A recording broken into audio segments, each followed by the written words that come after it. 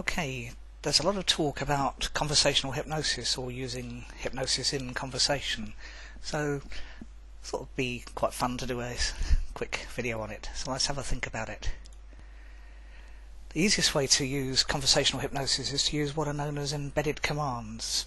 You can use embedded commands to get people to do pretty much anything you want, within reason anyway.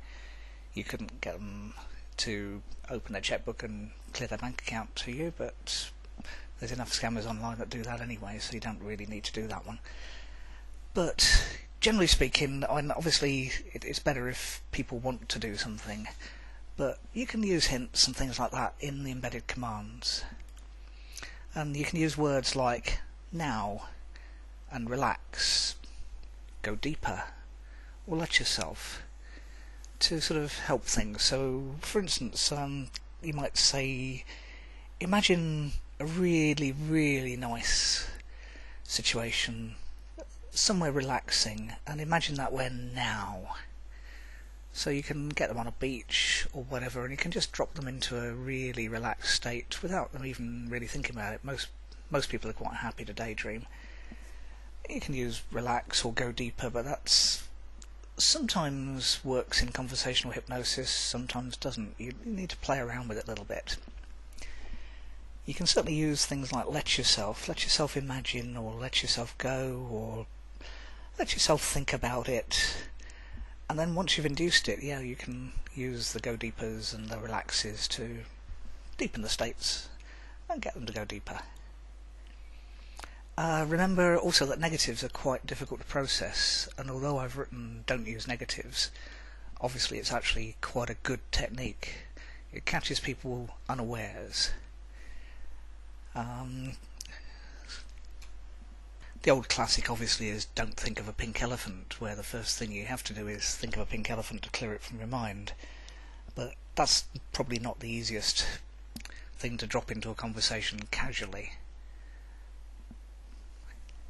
Instead you might don't even think about asking for a raise, or don't think I'm being forward, and you can use that to sort of preface things and to, again, just disarm what you're about to ask and maybe take it slightly into the third person as well.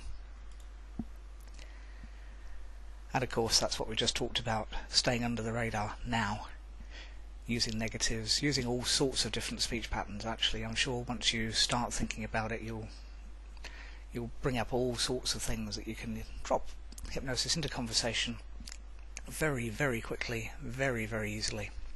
Just look up some of your scripts, and I'm sure you can work out how to just slightly rephrase things so that you can use hypnosis in everyday conversation and absolutely no one will spot it. Of course, be ethical. Remember, you can't normally force people to do things against their will. We talked about that a bit earlier. They're not going to get their checkbook out and write you a check for $1 million. It just won't happen. And be ethical. Don't use hypnosis obviously I'm using negatives there, so be careful what you're doing with hypnosis. Be ethical with it. That's the best way to phrase that one. And if you need more sources, one of the best sources you can find for any kind of conversational hypnosis, or really underground hypnosis as well, is to watch the television adverts, because they're full of it. Sometimes the imagery is completely at odds with the words that are used on the screen. Sometimes the words are nicely embedded. One of the ones I saw recently was on an anti-aging, anti-wrinkle screen, and it says clinical results show that this will not give you any kind of relief. Basically it was really being negative, but you'd have read it as though, yeah, that's going to work all the time, every time. So watch out and be watchful for phrases like that. They're quite fun to find out.